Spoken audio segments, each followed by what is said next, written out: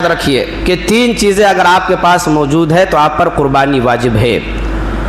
اور ان تین دنوں میں 10، 11، 12 ان تین دنوں میں یہ تین چیز موجود ہو تو قربانی واجب ہے۔ نمبر 1، آپ کے پاس سونا ہو یا چاندی ہو۔ سونا آپ کے پاس اتنا ہے جس سونے کی قیمت آپ 1.5 لاکھ روپے سے زیادہ ہے۔ مارکیٹ میں ابھی پتہ کیا میں نے تو 1 تولہ چاندی کی قیمت 3000 روپے ہے۔ 1 تولہ چاندی کی قیمت 3000 روپے ہے۔ 52.5 تولہ چاندی کی قیمت اگر آپ لگائیں گے تو 1,56,000 روپیہ بنتا ہے، یعنی 1,56,000 روپے آپ کے پاس موجود ہے تو آپ پر قربانی واجب ہے۔ 1,56,000 نہیں ہے لیکن 1,56,000 کا آپ کے پاس سونا ہے تو قربانی واجب ہے۔ آپ کے پاس نہ پیسہ ہے نہ سونا ہے لیکن آپ کے پاس چاندی ہے جو 1,56,000 کے قریب پہنچ رہا ہے، آپ پر قربانی واجب ہے۔ لیکن تینوں میں سے اتنا نہیں، لیکن آپ کے پاس 20,000 روپے ہے، 30,000 کا سونا ہے اور اس کے علاوہ آپ کے پاس چاندی ہے، تینوں ملا کے اتنا چلا جا رہا ہے جن پر 1,56,000 پہنچ جا رہا ہے، اس پر قربانی واجب ہے۔ چوتھا مال تجارت ہے، جو آپ بیچنے کے جو مال رکھے ہوئے، دکان ہے آپ کی، فیکٹری چل رہی ہے، لاکھوں کا مال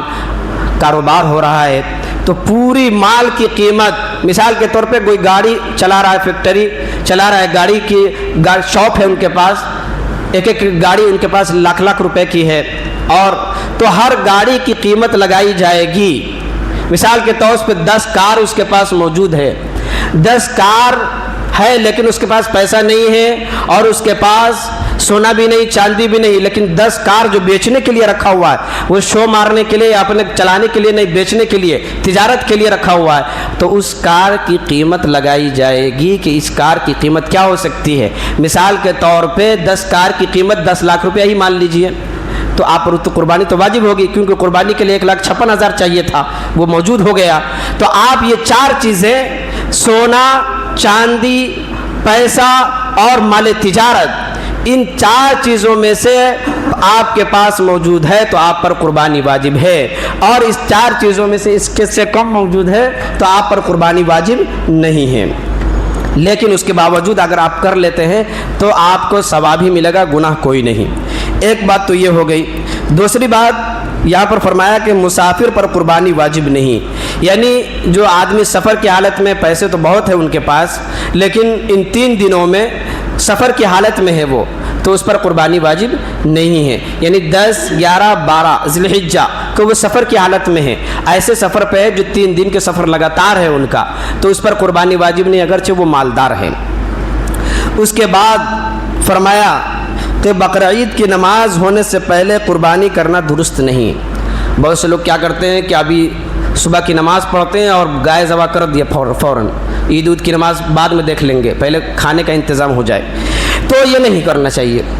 عید کی نماز کے بعد ہی آپ قربانی کر سکتے ہیں، اس سے پہلے آپ کی قربانی نہیں۔ لیکن ایک مسئلہ اس میں لکھا کہ عید کی نماز سے پہلے قربانی اسی صورت میں آپ کر سکتے ہیں جب آپ گاؤں دیہات کے ہوں، جہاں عید کی نماز نہیں ہوتی، شہر میں جا کے لوگ نماز پڑھتے ہوں،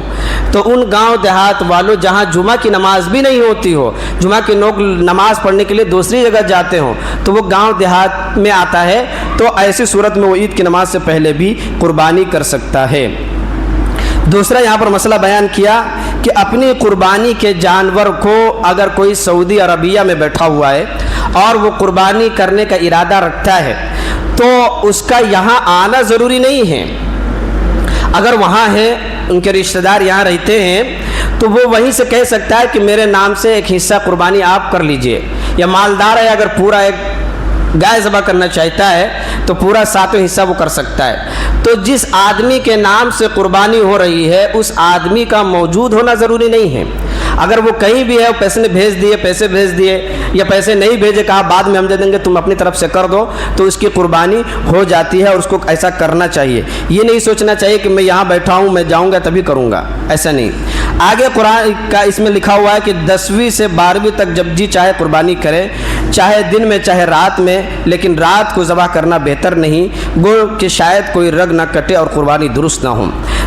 3 دن قربانی کے وقت ہیں، وہ 3 دن کیا کیا ہے؟ 10 ذی الحجہ، 11 ذی الحجہ اور 12 ذی الحجہ کو آپ کر سکتے ہیں۔ ان 3 دنوں میں رات میں بھی قربانی کر سکتے ہیں اور دن میں بھی قربانی کر سکتے ہیں۔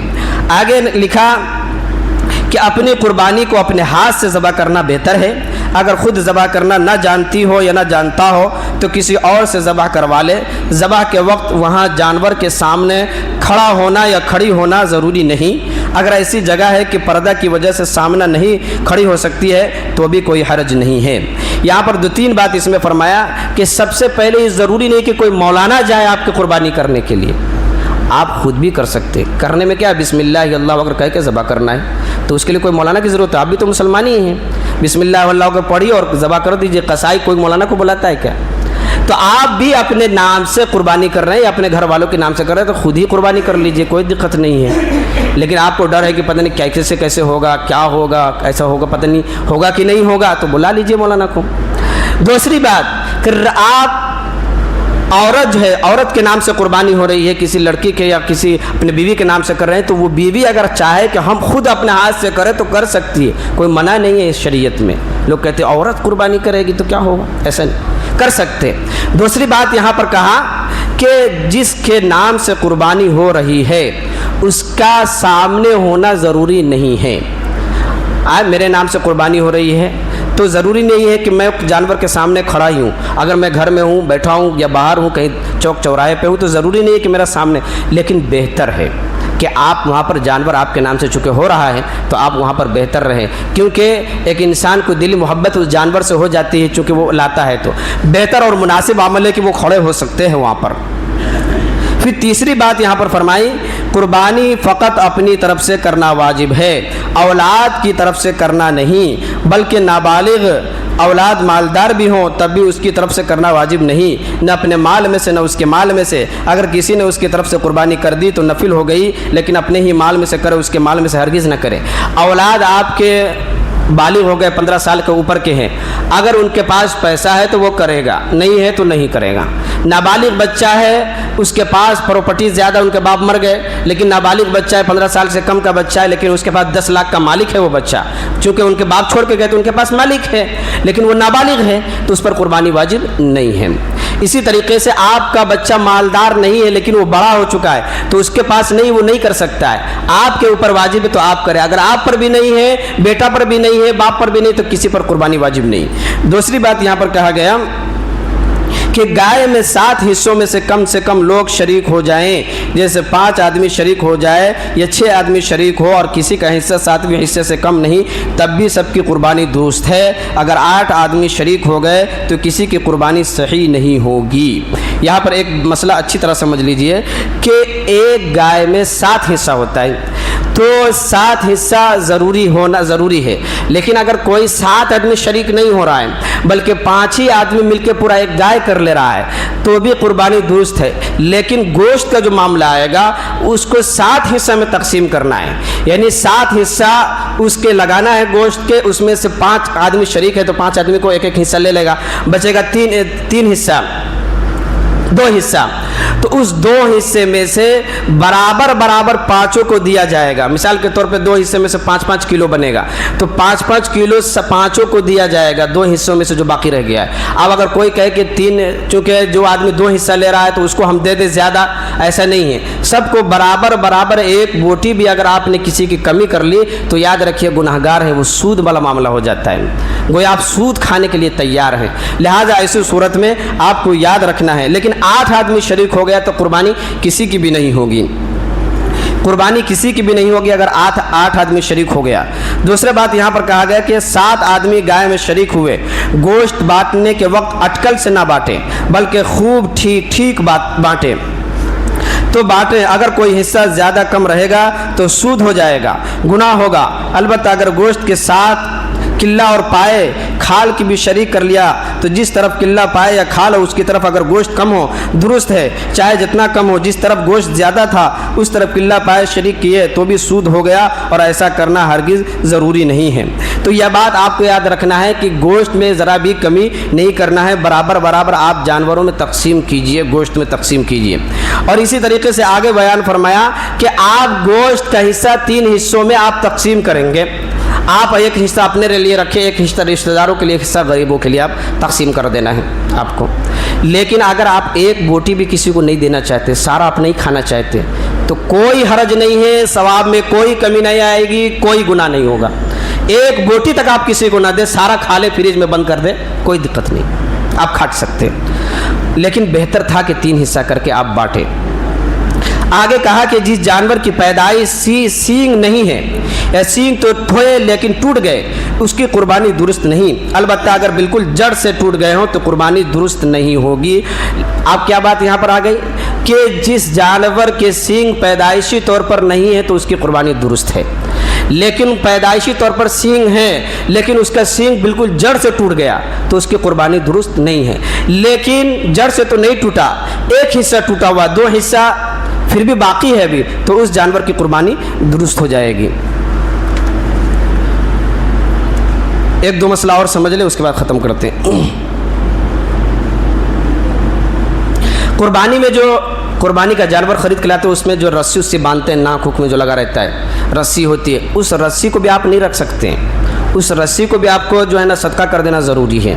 اس رسی کو آپ استعمال کر کے اپنے دوسرا پرسنل گائے میں شامل کر لیں، ایسا نہیں۔ جو جانور آپ خرید کے لائے اس میں جو ناک میں رسی ہوتی ہے، وہ سب جو سامان ہوتے ہیں، نتھنی وغیرہ جسے بولتے ہیں، گلے میں جو رسی ہوتی ہے جس کو پکڑ کے آپ چلا رہے ہوتے ہیں، وہ رسی بھی آپ نہیں رکھ سکتے ہیں، اس کو بھی صدقہ کرنا ضروری ہے۔ اسی طریقے سے قربانی کے جو کھال ہیں، اس کھال کو آپ اگر چاہیں تو استعمال میں لا سکتے ہیں، جائے نماز بنا لے، ڈھول یا اس طریقے سے کوئی بھی چیز پانی پینے کے لیے، پہلے زمانے میں مٹکا وغیرہ بنتا تھا اسی چمڑے کا، تو آپ بنا کے چاہے، لیکن آپ اس کو بیچیں گے تو اس کا پیسہ آپ استعمال نہیں کر سکتے، اس کا پیسہ آپ غریبوں میں تقسیم کریں گے، جو زکوٰۃ کے مستحق ہے ان کو آپ دیں گے، لیکن اس پیسے کو مسجد میں نہیں لگا سکتے۔ مسجد میں قربانی کے جانور کی کھال کے پیسے آپ نہیں لگا سکتے ہیں۔ اسی طریقے سے قربانی کا گوشت کافروں کو دینا چاہیے کہ نہیں، بہت بڑا مسئلہ ہے